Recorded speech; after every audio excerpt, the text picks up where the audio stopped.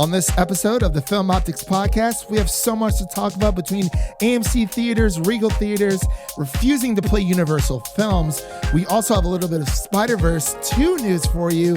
And will Daredevil actually be in Spider-Man 3?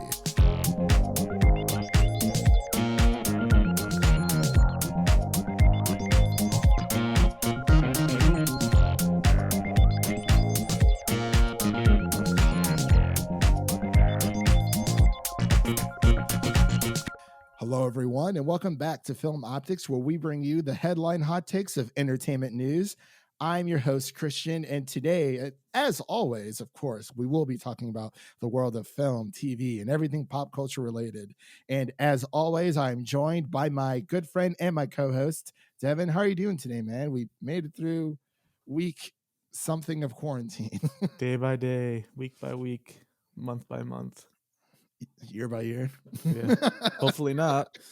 Hopefully not. But yeah, man, how you been? You know, you've been feeling some fun quarantine moments playing Beat Saber. I would imagine. It's a family affair. Everyone's feeling it. I really want to try that out, but I just gotta. Yeah, I'm just not a big I don't really see the appeal of VR, but I guess it's one of those things where have you tried it though? Yeah, I was about to say, have you tried it though? Right, because I was, but and you're it's just well for Beat Saber, it seems like it's kind of like Rock Band or Guitar Hero just with lightsabers. Basically, that's what it seems like. Yeah. But I don't know, because even for the longest time I was against the Switch. I'm like, I don't need the Switch. This thing's it's underpowered. Nobody wants a little handheld device. I do miss it. I'm not gonna lie. When I got one, I'm like, okay, I can kind of see why people like this so much, but I wouldn't go as far as to say it's the best console ever. But yeah, I don't know. So I guess you've been catching up on some good TV lately. I have, dude. Oh my gosh. I don't know. I'm kicking myself in the foot. Because it's how could I have lasted this long without watching Community? It's a classic. It is so good. I finished off season 1 and I'm like, okay, maybe each semester is a season. I'm like, oh no, they do an entire year. I'm like, oh wow, there's 6 seasons.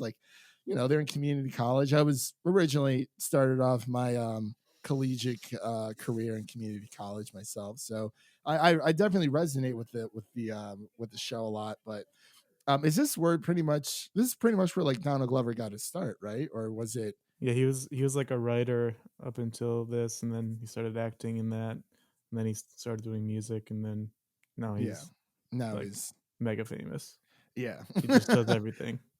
Yeah, and I saw right, and he's a prowler. Yeah, and I don't know. You're oh man, you and Lando, and Lando. The dude's everywhere. Totally forgot he was in Star Wars. But yeah, it's a great show. I'm having a good time. I'm on season 2, so I just started that. It's getting juicy, and it's just good TV, man. Absolutely. I know I was gonna take a detour, after season 1 and watch some Barry and Fleabag, but I'm hooked. Today I watched the season finale of Dave. I'm not sure if you've heard of this. I've heard of the show, but I haven't watched it. Yeah, it's the show made by Lil Dicky. That's on Hulu, right? It's on FX, but also goes to Hulu the day after. Hulu was low-key killing it, man. I swear. But yeah, when I first started, I thought it was gonna be really corny, because Lil Dicky, corny rapper. But the show's actually kind good. I'll have to try that out. He goes all out. Just I don't know how he gets away with some of the stuff he writes. It's kind of how did Dave Chappelle get away with all the stuff he wrote for the Chappelle show back in the day? It's how is this on television? The world may never know. But before we begin today's topics, you can listen to this podcast on Apple Podcasts, Spotify, Stitcher, Google Play, Anchor, YouTube, Podbean, and iHeartRadio. And I actually meant to ask you, Devin, what do you think of the new logo? I like it. It's good. It's good stuff. Yeah, nice and clean. I'm not sure if anyone can really tell what it is. It's the mic that I use, the Shure SM7B, and I talked to Justin about it. I was like, hey, like, can we kind of like scale down a bit and make something a little bit more simpler? And so we kind of worked together, and yeah, it's the final product. So I hope people are enjoying it. I'm currently making banners and whatnot to kind of go along with them. Simple banners for now, but our YouTube page looks a lot better. I'm digging the blue for sure. I think that was a nice little Space Jam New Legacy. Yeah, What did you breaking just news here. It looks like what? the official Space Jam title and little cover just came out. Ooh, a little nice little banner. A new legacy. New legacy. Well, that was like the first, well, not the first breaking news, but the first piece of news before we got into everything we were planning to talk about today. But yeah, it looks like that's coming out. Doesn't look like we have a release date yet, but Space Jam New Legacy. I dig it. I kind of like that. I actually like that logo or that. Yeah, it's a cool logo. Yeah, it kind of keeps with the times and whatnot. But anyway, so we do have a lot to talk about today, Devin. It's a good amount, not as much as last week, I don't think, but some very interesting things are running afoot in the film industry. People are getting pissed off left and right. So we have another $1 billion hissy fit thing on our hands here, but we'll get into that later. I want to save the juice for the dessert, the last save the best for last. Wow, I'm like tripping up on my words. But let's get into some comic book news here. I know you're a big fan of Spider-Verse, so you want to take this. I think everyone who's a human and has seen the movie is a big fan of Spider-Verse. I'm not sure how you couldn't be, but it's been delayed, unfortunately. Corona strikes again. When will it stop? One of these days, hopefully, it's gonna die down, and it's just gonna be a random memory that everyone's just gonna block out of their mind and be like, oh yeah, you remember like how like start of like 20, like it's like everyone's life is gonna like begin anew in 2021 instead of 2020. It'll just be blocked out from the history books. Like all the kids in class are gonna be like, hey, like we skipped from 2019 to 2021. What happened in 2020? And then all like teachers are gonna have like flashbacks. Yeah. Quarantine hours. PTSD of COVID-19. Start covering their mouth and nose. Having panic attacks in the middle of the classroom. But yeah, anyway, for Spider-Man Into the Spider-Verse 2 did get delayed until I believe it was originally slated for April 8th of 2022, but it got pushed back to October 7th of the same year in 2020. So that's pretty much that's quite the steep decline in release date. Yeah, it's kind of like No Time to Die all over again. I mean, that was supposed to come out early. That movie was already supposed to be out. What was it? March, and then it got pushed all the way back to Thanksgiving weekend. So, I don't know. I mean, smart on them. Take your time. I'm glad that Sony isn't being reactionary like some other studios we'll talk about later on. But they weren't very reactionary to like trying to get this out. Safety comes first. So, but we have a little bit more Spider-Man news here. A little bit of a damper, but I mean, actors lie, right? Could be. So for those of you who have watched Daredevil out there, the Daredevil star has Charlie Cox. It's his Charlie. Sorry, I'm like wow, all over the place.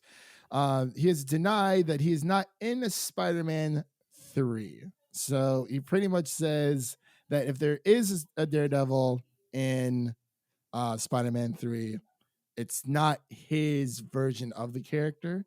But we both know that a lot of people have been hoping that given the situation that Peter Parker's in, going from Spider-Man Far From Home, with his identity being revealed to the world, that Peter would kind of lay low and look for a good lawyer to get out of this mess. And everyone was kind of hoping that Mr. Charlie Cox would appear. I'm guessing it's going to be She-Hulk as the lawyer now, She-Hulk. since it won't be Daredevil. You excited to see Allison Brie on the screen again? I mean, she knows who to call. She knows who to call. Yeah, I mean, they literally said what they're looking for, an Allison Brie type, and I think you said it on a podcast a while ago. It's like, just cast Allison Brie. What do you mean? Oh, we're looking for a Robert Downey Jr. type actor. What do you mean? There's no one else like him. But yeah, I don't know. So everyone's hopes and dreams are pretty much crushed about Spider-Man 3 for Charlie Cox not being in the film, especially since the complicated rights and issues between all the Marvel TV shows, between Daredevil, Jessica Jones, et cetera, Luke Cage, blah, blah, blah, blah. Have those rights are going to be once retained to Disney here very soon, within the coming months. So people kind of thought, it's planned out perfectly. I think Daredevil will be in Spider-Man 3, but like Charlie Cox said, may not be him. But then again, Ewan McGregor did deny the fact that there was an Obi-Wan series being in the works he kept it under wraps for so long. So we'll just have to wait and see. I don't know. But you want to take this next one, Devin? I know you're a big James Gunn fan. Oh, sometimes. It depends on what he says. It looks like James Gunn has released that the Suicide Squad, you have to call it that, will be filmed in true 4K and then released in true 4K as well. Oh, thank the maker. No. But yeah, I mean, I know you're not a big physical media guy, but I mean, what do you think of this? Do you think this is a good thing, or do you just kind of indifferent to it? I gotta see the movie first. I mean, who knows how this movie's gonna turn out? That is true. It could be a pile of crap all in 4K. Yes. So we really don't know. Oh well. But I guess my little 2 cents on it would just be, I'm actually excited that he's doing this, because it literally, it drives me up the wall. And I know that you're not a big fan of the 16:9 aspect ratio, where there's the 2 black bars on the top and the bottom. For anyone out there who doesn't know, that's literally the same ratio and the same resolution, or the same ratio that they show in the theater. So it's just, imagine you're pretty much watching the same aspect ratio.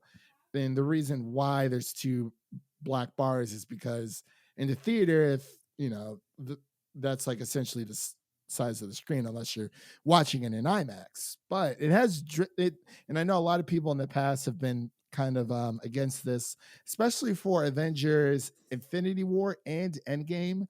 Both were shot with IMAX cameras. And at least with IMAX cameras, it's a very, very high, stupid high resolution. It's not as high as Dolby Atmos with the 4K and whatnot, but it's still a really, really good resolution.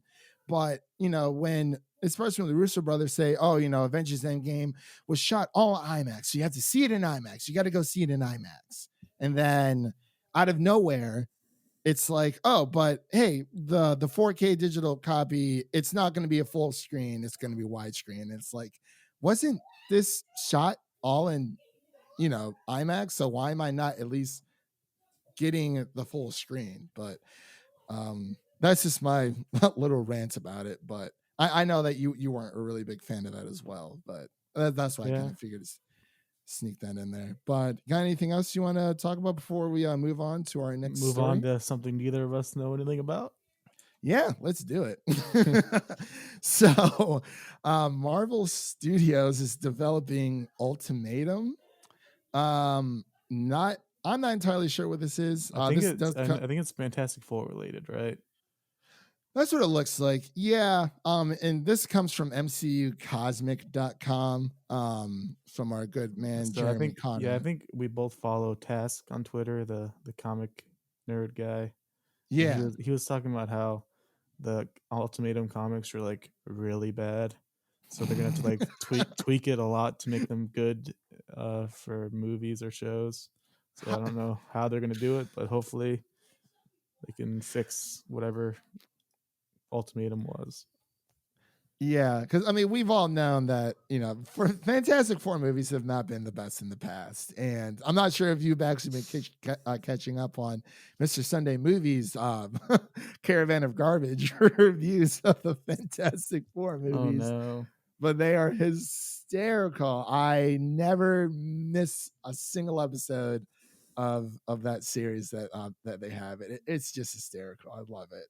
But yeah, I don't know too much about this. It looks like, obviously this is somewhat in development, but probably is, going to be delayed at some point because of COVID-19. I guess for those unfamiliar, I'll just read this little bit here so we can kind of get more of a idea, since we pretty much said it looks like it involves the Fantastic Four and the X-Men, and Dr. Doom like manipulates certain events, so which is pretty cool. And apparently Namor is even a part of it. And I guess the comic book story, spoilers if you don't really want to hear this, but I think it's too late by now. I guess the story's dealt with the deaths of Scarlet Witch, Quicksilver, Magneto going full evil maniac over the death of his children, which is Scarlet Witch and Quicksilver, for those of you who didn't know. And it looks like the Fantastic Four, X-Men, and other Marvel heroes unite to defeat Magneto. So Interesting. very I interesting trust stuff. we trust Kevin, so we'll see. Yeah. Oh, yeah, absolutely. And speaking So, of trusting Kevin, we'll see if he decides to add in some Punisher to the MCU, because did he you is. watch that show? No, I haven't watched any MCU shows. Well, quote unquote MCU shows. They're just there. So you haven't seen Daredevil? I knew there was No. something up. But yeah, the I haven't watched Punisher it. is eligible to reappear in the MCU after February 2021. So we got not too long from now, but who knows? Maybe he'll come back. I do like John Bernthal. How do I like John Bernthal? No, I said I do like him. Oh, okay. Yeah. I'm pretty much on the same page with you. Hopefully, it's really good that Marvel's getting a lot of their properties back to their respectful homes. Minus one hero. Well, he's home, but he spends the weekends at his step mom and dad's every so often, making movies with them. But other than that, he's home. TV shows, Mr. Peter Parker, and the rest of the Parker family, just living it up. Yeah. But yeah, this is great news. Hopefully it'll be sooner rather than later. Of course, everything that we do talk about here on the show, just take with a grain of salt. Sometimes it's because it may, dates may be set now, but can change so fast within the next day or two. All these MCU movie dates are changing. Yeah, yes, they are. So it looks like Thor: Love and Thunder has been moved up a week and is now releasing on February 11th, 2020. And it looks like Doctor Strange: Multiverse of Madness got moved to March 25th. Black Panther got moved to May 6th. Captain Marvel 2 got moved to July 8th. And then there's an unknown slot for this a mystery Marvel movie coming out October 7th. So I don't know, man. I mean, it's like and DC also, made the shift with a lot of theirs. Same with the Sony's Spider-Verse. So it all just depends. I think it was, oh my gosh, was it it was either there was a Marvel movie and the Spider-Man 3 movie was supposed 2 dates came out the same day. I think it was Doctor Strange Multiverse of Madness. Yeah. I think that's the one that got moved. Yeah. I think okay. so. So I mean, and obviously Sony pretty much has the leverage when it comes to the MCU, because they have arguably the most popular superhero in the entire world, which is Spider-Man. So, well, film rights wise, but other than that, they don't really have anything. rights wise to Spider-Man other than that. But that pretty much does it for the comic book news here. So we'll just move on. So we got two stories, a little bit of Star Wars news here to share with everyone. And then we'll get into the nice juicy carved turkey of the main entree of this podcast. So do you want to take I mean, I think you're more excited for one of these, so I'll just take the first one. You'll take the second one. All right. So Star Wars: Rise of Skywalker will release on Star Wars Day, May 4th, on Disney Plus, which is huge. There's a lot of things going on May 4th on Star Wars Day this year. We have the Star Wars Clone Wars finale. Oh man, I can't believe it snuck up on us this fast.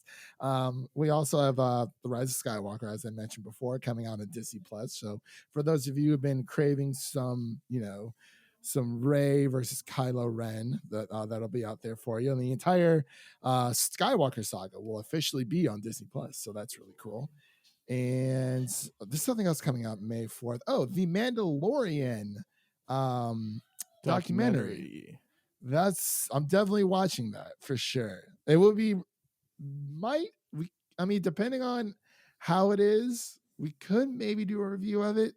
It kind of just depends because so we'll figure it out. But you want to take this last bit of Star Wars news before we move on to the main entree? Yeah, it looks like the Cassian Andor live action series got some new actors and actresses on board, only one of which I've heard of. Stellan Skarsgård. I've heard of Skarsgård as well.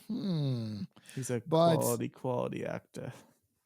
Quality actor. Yeah. And so we have Genevieve O'Reilly.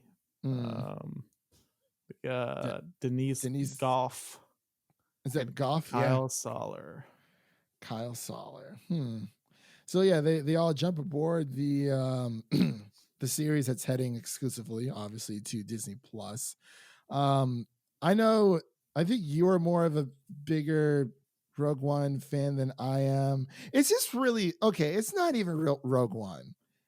It's so random that Cassian Andor is getting its own Disney Plus series.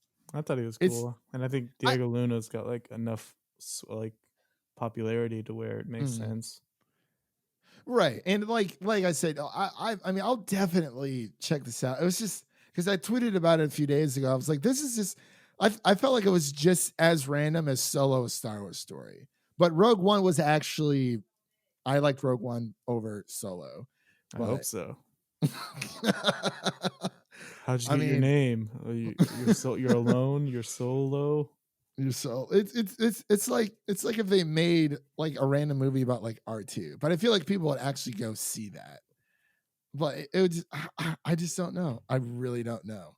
I mean, like there's a bunch of plot holes in Star Wars, and there's a bunch of plot holes in a bunch of popular stories out there. But I mean, we'll just have to wait and see what this is about. I'll definitely going to be checking it out. I didn't sign up for 3 years of Disney Plus for nothing. Yeah. So we're definitely going to get our money's worth for sure there. But here comes the most controversial news of the week here. The most controversial. Oh my gosh. This is just back and forth. So we have AMC Theaters. Everyone knows AMC Theaters, the biggest chain, not only in America, but excuse me, around the world, because they're actually owned by, I think it's like a Chinese company. I was watching Let Me Explain's video about it. Have you seen it? I think he uploaded it either today or but there's also a company in UK, and I'm drawing a blank on the name of the company now, but they're also a part of AMC Theaters. It's all just one giant company. But getting back to the main juicy news, AMC refuses to play Universal films in the wake of Trolls World Tour. So this has been stirring up the film industry and the film community as a whole, because it's a big deal. It it is a big deal because it's coronavirus For those of happens. you who don't know, Universal Studios, there's a lot of movies coming out that would be affected. There's Fast 9, there's Bond, there's Jurassic World 3, um, just a lot of stuff that would be affected. Candyman's another Blumhouse Yeah, Studios as well. Halloween. Halloween, yeah. Jurassic World / Jurassic Park is one of them, and obviously Trolls. So, I guess we'll just start from the beginning. So, how the flame was sparked. What sparked this flame was that, as we all know, Trolls World Tour came out for a home theater video on demand release where you can rent the movie for $20 and you get a 48-hour period to watch it as many times as you wanted. But apparently, Universal Studios did not inform AMC theaters that they were going this route. And this is what kind of ticked AMC theaters off because um, Universal Studios plans to do this, plans to, continue to release, have Trolls World Tour out on video on demand for people to rent to watch. They also plan to bring it to theaters and release it simultaneously that way, alongside with all of their other upcoming properties. And AMC did not like that very much No. at all. And then The Regal Cinemas also joined them in protesting Universal Films. Right. So Regal. So this kind of happened. This all happened so fast. AMC said that they're banning Universal Films from all of their from all of their theaters. But at the same time, since coronavirus has become a part of our lives, AMC almost filed for bankruptcy due to COVID-19, and then I believe they are getting a bailout, so they are staying afloat because this was affecting them very, very like just it was affecting them to the point where they were pretty much just going to go out of business, and probably Regal or Cinemark would have been the top dog. But for now they are staying afloat. I believe the government did bail them out of bankruptcy. So it's kind of this is a very nuanced situation because you know, everyone like kept seeing people on Twitter saying that, oh, like, well, AMC is stupid for doing this. That's a lot of money they can bring to the theaters and blah, blah, blah, blah. They're in no position to do this because of the, bankruptcy position that they're in. They need all the money they can get. But at the same time, and I'll get my quick thoughts about this really quick, and then because I'm actually very interested to see what you have to say. But so with the whole video on demand, which is quote unquote essentially killing movie theaters, it's kind of like, I mean, I understand both sides, but I definitely understand where AMC is coming from because business wise, it just doesn't make any sense for them to release a movie that's already available for people to watch at home, which is essentially killing their business model. But before I get too much into it, I want to get your thoughts. Yeah. At first, I definitely kind of thought AMC was overreacting because it just kind of felt like they just kind of got mad and then just reacted. That's what it Right. felt like. But then as I kept reading, I saw that Universal had a breach of contract, which is definitely not something you should do. And that's the reason why AMC was so mad. So I do see both sides. I think the perfect comparison for this is Sony and Spider-Man and Marvel trying to work together because both sides need each other, and it's Yeah. very obvious that they do. Because for Trolls, it's a small budget movie compared to other movies that Universal has. So of course it's gonna easily make back a lot of money on a VOD release. But for movies like Bond or Jurassic World or Fast 9, like if they release those on demand instead of theaters, it will not make nearly as much money. Like Right. they need theaters for the bigger movies. So Yeah.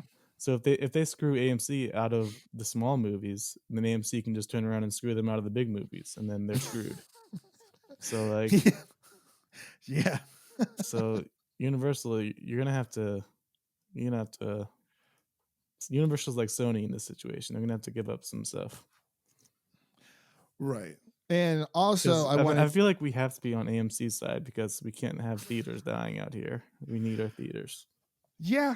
And I've seen a lot of different people on Twitter talking about this. A lot of people taking Universal side because and I tried to see this from both angles because for a while, like I did think that like Universal was being a bit selfish because I mean, number one, that's like double dipping. Like how, like if you told a casual moviegoer, hey, Trolls World Tour is out. Do you want to go see it? Yeah, man, let's totally do it.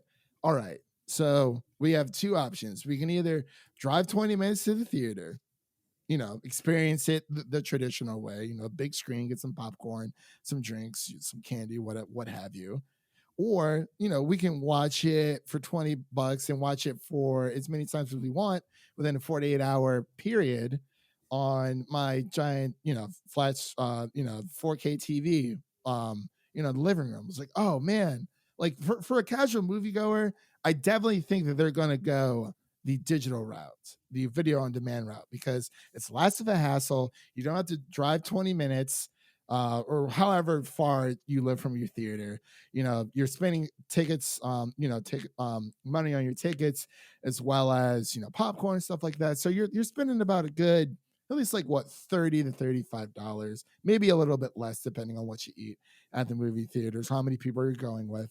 So I feel like casual moviegoers are definitely going to take the digital route or the video on demand route over going to the theaters. Unlike us, yes, we love going to the movie theaters. We love that experience. But as I was reading through the article, it did say that AMC is willing to work with Universal to try to work out some kind of deal. But like at the same time, it's kind of just like I don't know. It's they're indirectly killing something that they also want to bring to theaters, and they want to do this with all their movies. I mean, Yeah. it's so weird, and Yeah, it's and to just me, it comes back to it'll work for certain movies. Like for Trolls, it's a good VOD type movie, but right. for stuff like Bond, like people are gonna want to see that in theaters. Seventh theater. And Fast Nine. As much as Yeah, I don't care for the Fast and Furious franchise, I want to see that movie in theaters. But also, it's like I feel like um this is more of like a one-off thing. Like they released one, like Universal released one movie on video on demand, and it made as much like it made a lot of money and no one was really expecting it. They're like, "Oh, we're going to do it with all of our movies. Let's do it with James Bond. Let's do it with Fast Nine, and et cetera, et cetera. Candyman." But it's like I feel like they were being a little bit too impulsive as well because I saw a lot of people talking about that on Twitter, and it got me to thinking like, yeah, so like it's just so weird, man. Like they definitely need each other, but for some reason, I'm definitely more on the side. I definitely lean more on the side of AMC theaters more than Universal. I get it, Universal's trying to out here trying to survive. They're out here trying to, make ends meet. They're just trying to, you know, get people to see their movies. And like business wise, yeah, it makes sense. Oh, let's double dip. Let's go through both markets.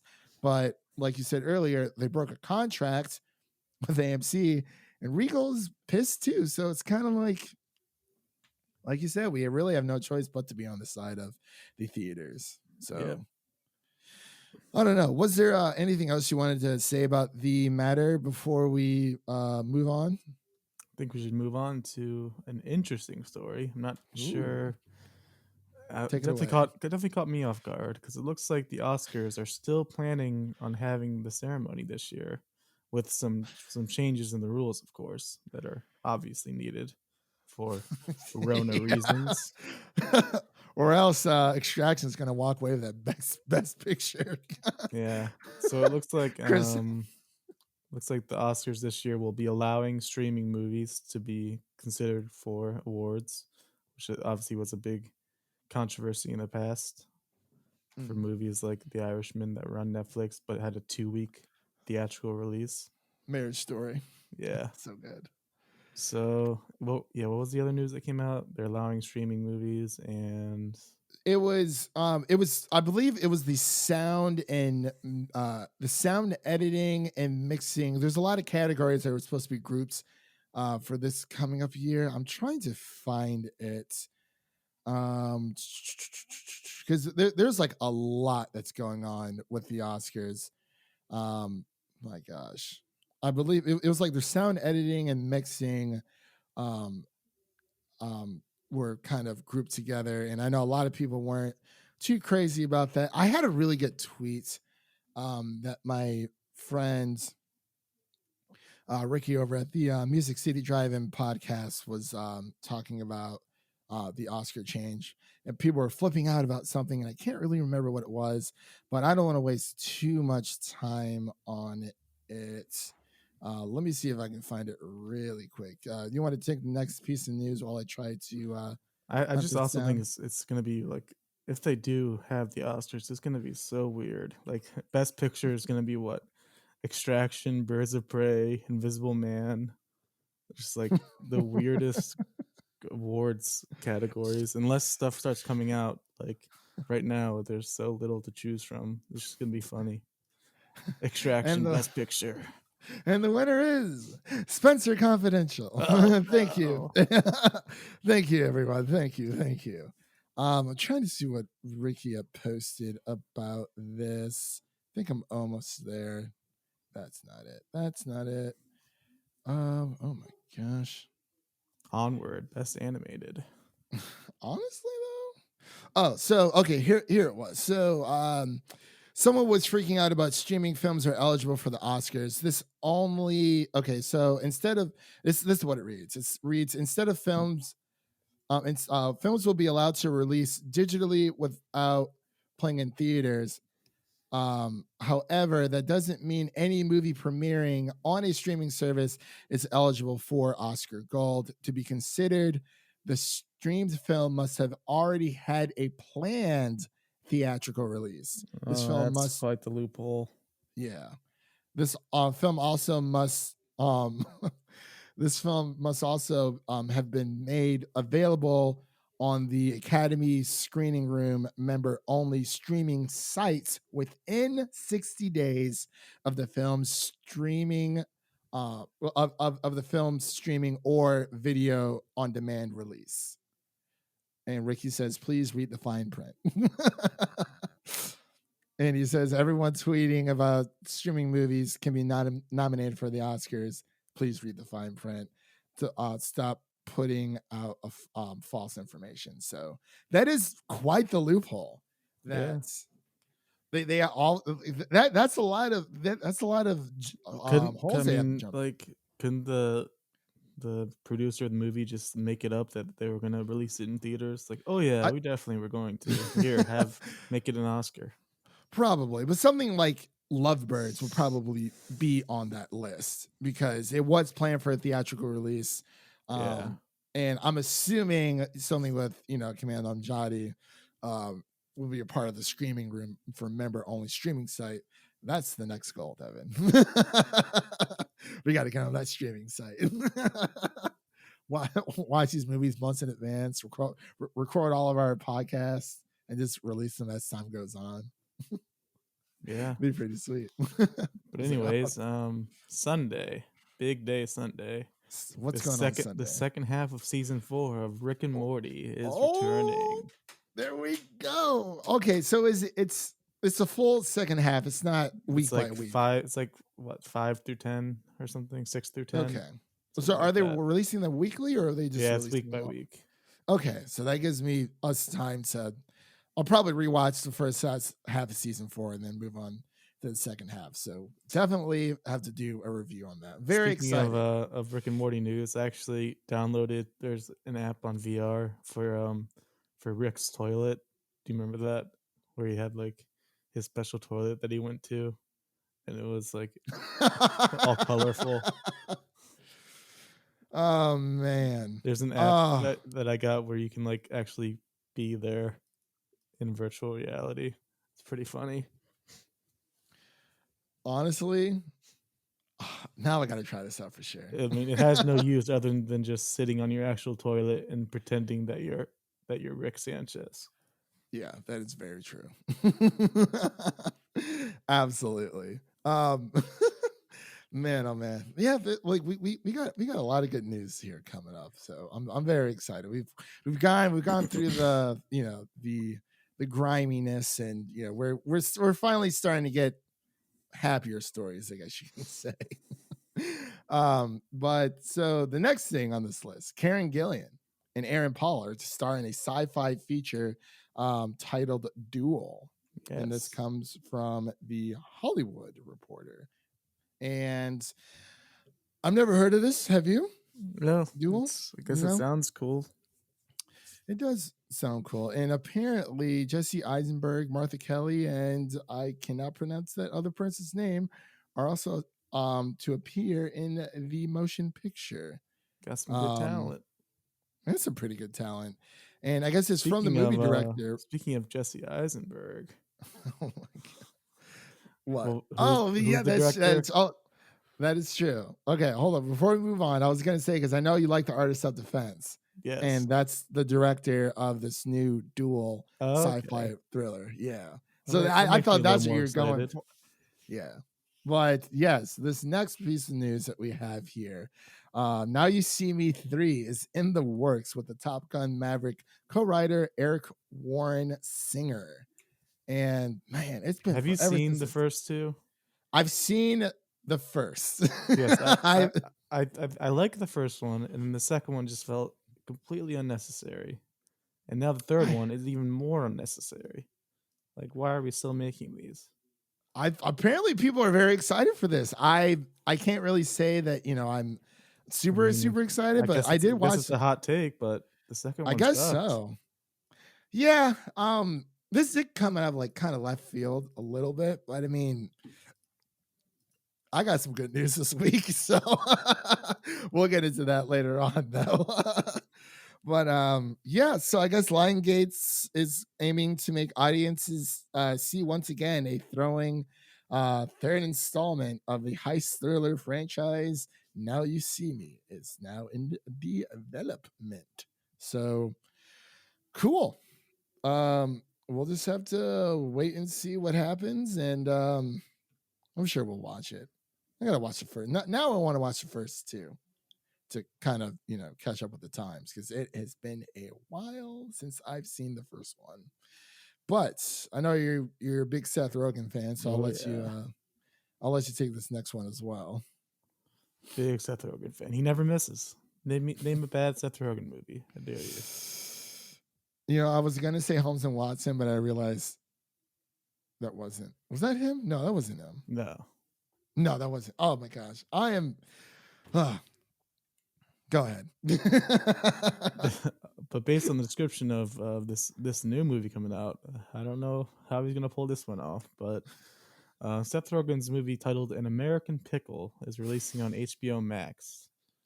And interestingly enough, it was originally a Sony Pictures film. He likes to work with Sony, but HBO acquired it due to the COVID pandemic. So technically, this will be Sony's first film to go from a theatrical release to a full VOD/streaming release. Kind of interesting. An American Pickle. But I need to read you the description for this movie. Have you seen this? No. All right, open your ears. Get ready for this one. All right. This is according to Culture Crave, so I'm guessing it's legit.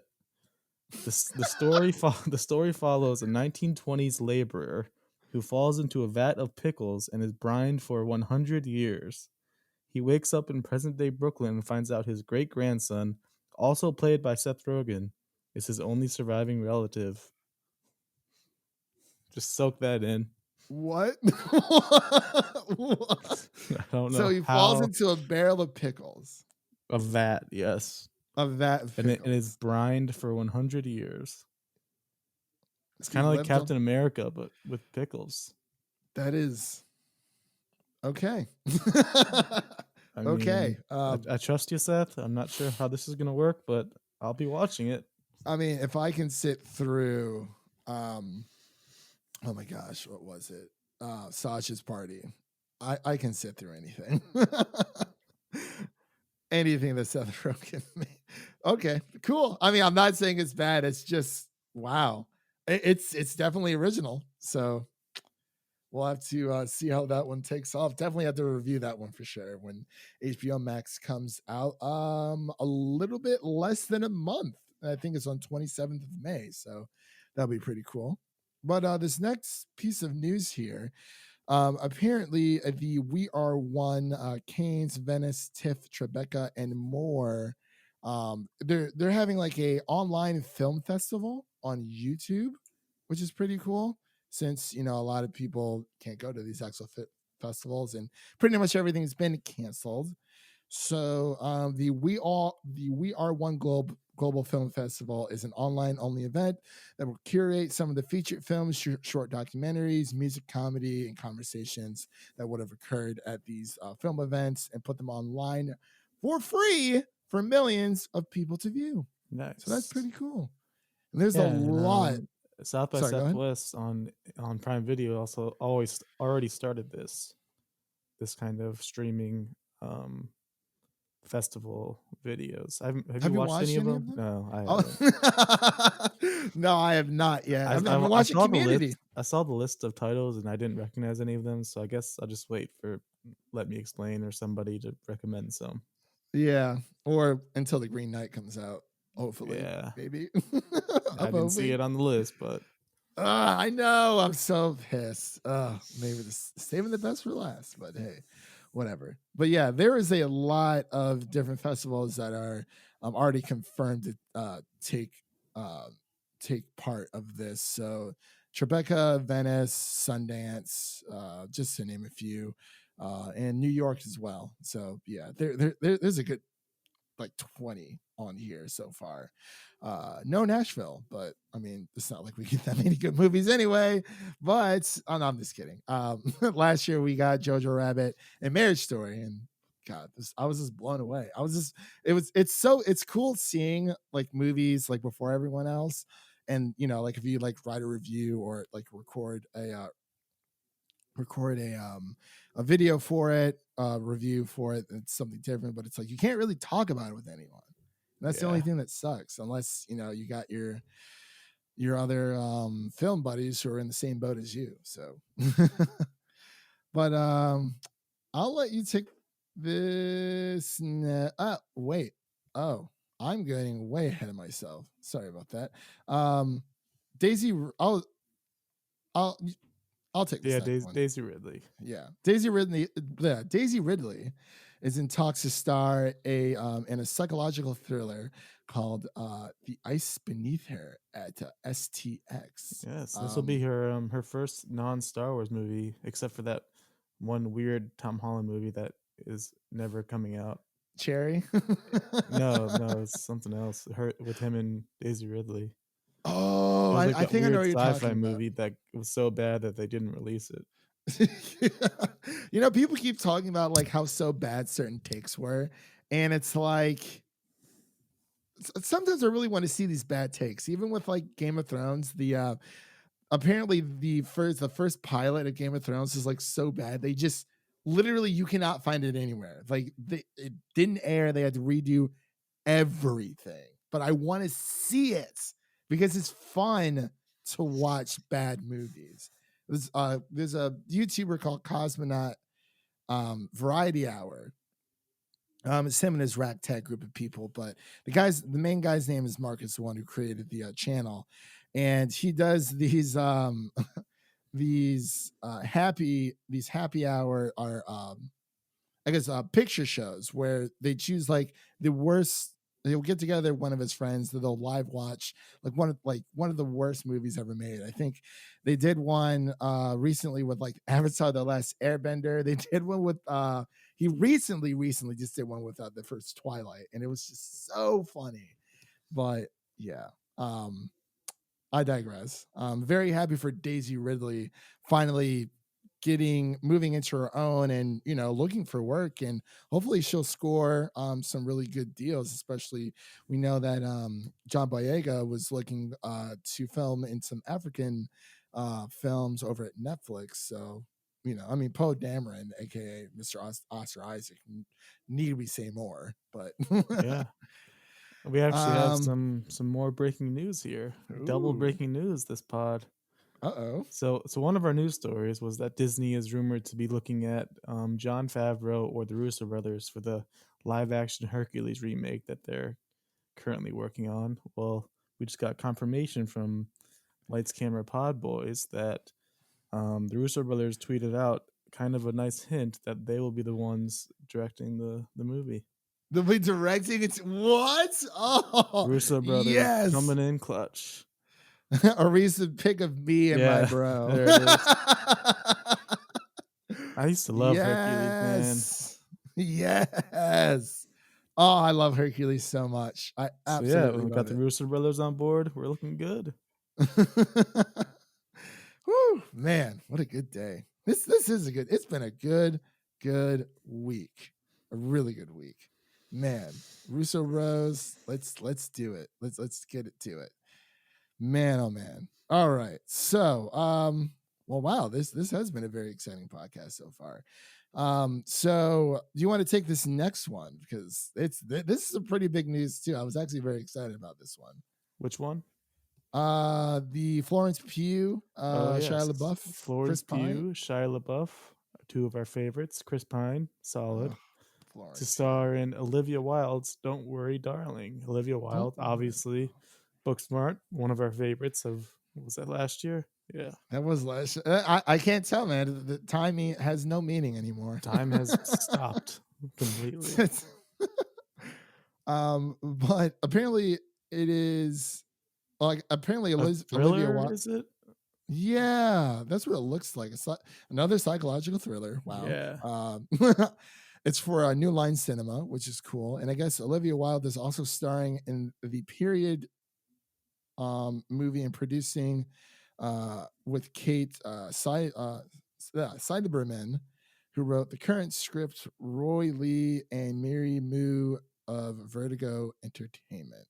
I'm not sure what that means, but there's not much here, really. Actually, no, I'm sorry. There's a lot here. Wow. Um, Apparently, a lot of the details of this movie for Don't Worry, Darling are being kept in isolation. Or wait, details are being kept secret, but settling. Wait. Oh my gosh. I am all over the place today. So it is a 1950s psychological thriller.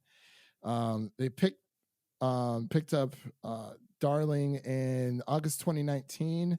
It's one of the most, I guess it was one of the most competitive auctions of the year, but there's a bunch of other information here, but I don't want to get too much into it because I don't want to veer off track here too much because I'm still giddy about this this Hercules movie. So I don't Yeah, know. should be interesting. And then we also got Brooklyn Nine-Nine. I'm a big fan. Another show you're gonna have to catch up on. 8 seasons. Looks like they're trying to figure out how to incorporate COVID-19 into their season 8, which sounds pretty interesting. Definitely some It comedy that does. can be had from this situation. Right. I think if anything right now, comedies are something that people should be watching right now. I know that everyone was like into the Contagion, either watching it for the first time or rewatching it as we did for the first time. I thought it was actually a really good movie. Everyone check out our review of Contagion. We did it a few weeks ago during the pre-pandemic, I guess. Yeah. I don't know. But But yeah, I'll let you take these next two since they're your expertise oh, I'm so and excited. passions. I'm so excited. I'm so excited, Devin. And everyone out there listening, I'm very excited for this because we're done with our miscellaneous news for now. We're going to move into a little bit of gaming news here. So, woo-hoo! Yes. Release dates for The Last of Us Part 2 and Ghost of Tsushima have finally been announced. This has been a roller coaster of a ride for all of us Tolu fans out there, I guess you can call it. That's For a the last, weird shortening. or yeah, it's or Tilu, the last of it. Yeah, Tilu. There we go. Heard that one on Nerd Soup. I thought it was pretty funny. So, but there's been a lot of controversy with Naughty Dog early in the year. Our boy Jason Schreier just like completely outed their crunch culture over at Naughty Dog. Was speaking with a lot of previous um, employers at Naughty Dog, and how the crunch culture needs to change. And for anyone out there who doesn't know what the crunch culture is, it's pretty much when it's like literally like you're at like the 5 or 10 yard line.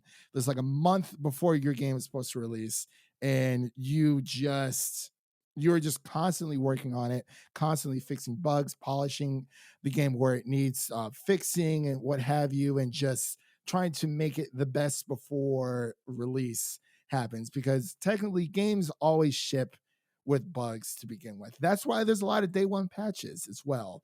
But that's pretty much what crunch culture is. A lot of there's workers working overtime, not able to see their families as much. Trying to make sure that everything is ship shape for the game's release. But apparently there was a disgruntled Naughty Dog worker over a payment dispute with the company, and when things didn't go their way, bam, major plot spoilers have been leaked for The Last of Us Part 2. And I know a lot of people have, some people don't care. They'll go on, you can literally just like go out there and search for these spoilers. But me, I literally, like, as soon as I saw this, I completely just muted everything dealing with The Last of Us Part 2, or Naughty Dog. I mean, it hurts me very much, but like this is something that needs to be done, because I do not want this game spoiled for me. Because I almost had the Rise of Skywalker spoiled for me, but I had to, and I almost actually had this spoiled for me as well, because someone just like off, like the first 2 sentences something off topic, then they like, it seemed like they were going into something, and I just like literally closed out, didn't even know what they were talking about, so I just blocked it from my mind. I didn't read the whole thing. I read like the first two words. I was like, nope, this is something that's not even it's foreign to me. But so apparently, since there are plot leaks out there, this apparently forced Sony to give us release dates for The Last of Us Part 2 and for Ghost of Tsushima. So for The Last of Us Part 2, it was originally supposed to come out May 29th, because it was originally supposed to come out in February. It got pushed back to May 29th. And then due to quote unquote coronavirus concerns, they delayed it indefinitely, and they didn't give us a release date. And everyone was trying to figure out, okay, so Last of Us is supposed to come out in May, and then you have Ghost of Tsushima was originally supposed to come out in like mid-June. And so they essentially moved both back. So now Ghost of Tsushima has now moved from a June slot to July slot, July 17th.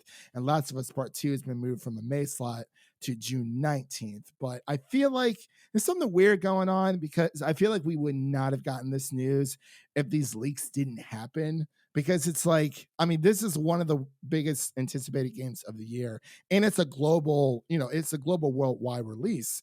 So, I mean, if these spoilers were out there, it's like they got to give us something, and they did. But it makes me wonder, were they even going to give us a release date a few days ago, even if these plot details didn't come out? But Jason Schreier had said that he was catching up on the Naughty Dog story, and he said no matter how angry you are about a workplace conditions, whether it be your pay or anything of that caliber, leaking a whole game just hurts all the people who were in the trenches with you.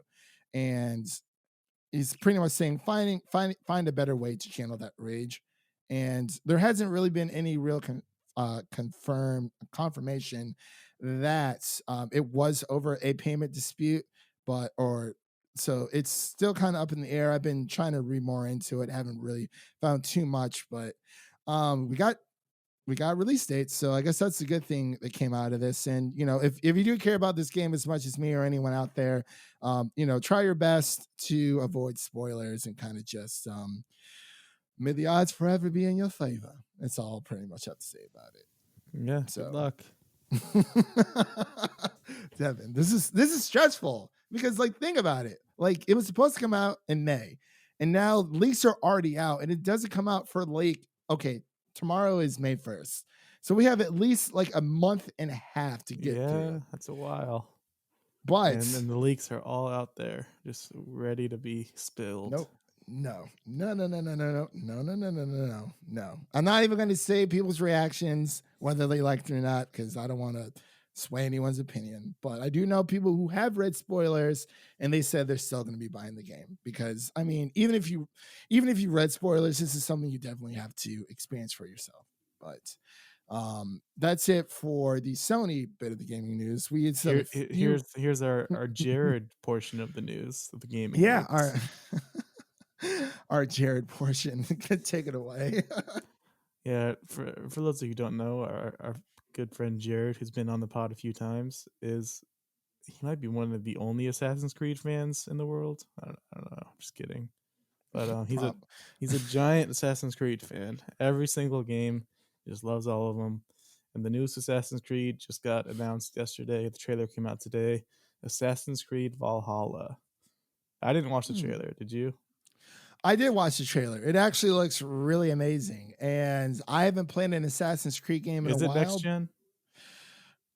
Yeah, they said holiday 2020. Ooh, you know what? That's a good question. I don't know if it is next gen. Maybe we'll find out at the Xbox event that's coming out in the middle of May. May 9th, I think. It comes out my birthday? Is it? Oh no, it's May 7th. May 7th. Yeah. May 7th, yeah. So apparently we actually ran into this today. So apparently there will be a first look at next gen gameplay from their global developers. Third party only. Third party only, yes. For anyone out there who is, before you get your all your excitement up there, this is for third party next generation games, but it is something. And Xbox is still planning to have a digital event in June. So I believe that is where they will be showing all their first party goodness. But This is honestly fine because Sony hasn't shown us shit. They haven't shown us anything at all. So I don't know. So that's a little piece of news. And for Assassin's Creed Valhalla, I believe Boss Logic was took part of the reveal by pretty much creating the wallpaper or the artwork for the game, live streaming it on Twitch. So that was pretty cool. So that man is making bank. Yeah. But do you want to take this last bit of news here? It looks like we're getting a new Battlefield game in 2021. I could have swore I thought it was Battlefront. I don't know why I read that and saw Battlefront instead of. I think I saw that EA's deal with Star Wars is ending soon. Oh, they could renew it, but true, they might have to squeeze in another Battlefront game to get some more monies. Yeah. Well, yeah, and apparently there's Star Wars Battlefront 2. There was one last update, and they added a few new characters. I believe Rey is in the game with her yellow lightsaber, but they have labeled her Rey Skywalker. So apparently people have a problem with that. Shocker, because Star Wars fans always find something to complain about Star Wars, but whatever. I'm hoping we don't get too many complaints next week on May 4th. But did you have any other comments, questions, concerns, or any other thoughts about that before we wrap up here? I think that's it. It's a good episode. All right. Yeah, and that does it for today's episode. I actually believe this is episode 13 of our new show, Headline Hot Takes, and I think this is actually our 70th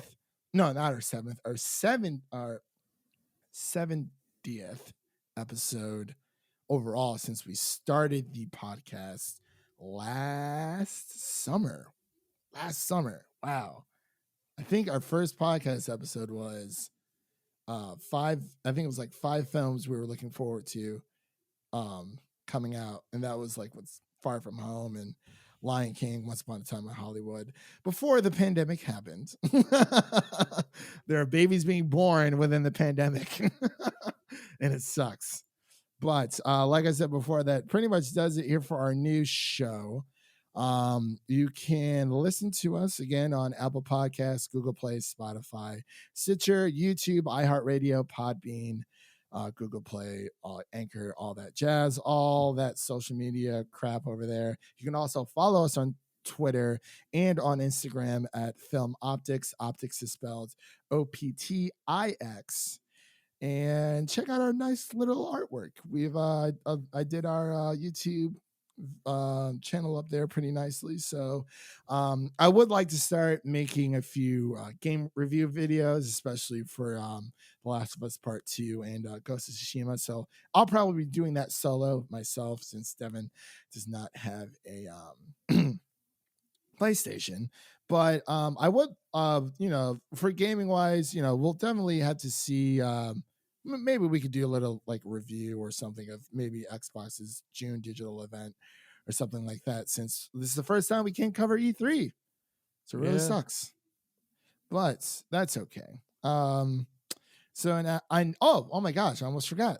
We are going to be reviewing the Willoughbys for this Sunday's movie review. So keep a lookout for that for this Sunday. This is going to be coming out on May 1st, first day of May. It's going to be May. Yeah.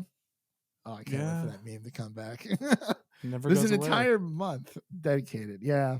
But hey, I mean, May is one of the longest days of the year, or month, excuse me, of the year. So we have that to look forward to. So again, we'll be reviewing the Willoughbys.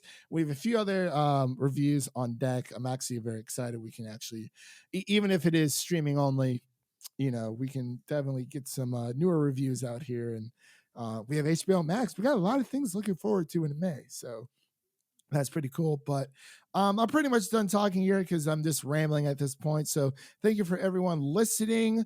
Don't forget to like and subscribe on YouTube. I definitely want to, after the pandemic is over and we get some haircuts, I think we should start definitely moving towards the video podcasts for YouTube, at least for our watchers over there, and obviously still have the audio form. But I believe that does it. Wash your hands, and we will see you guys in the next one. Peace.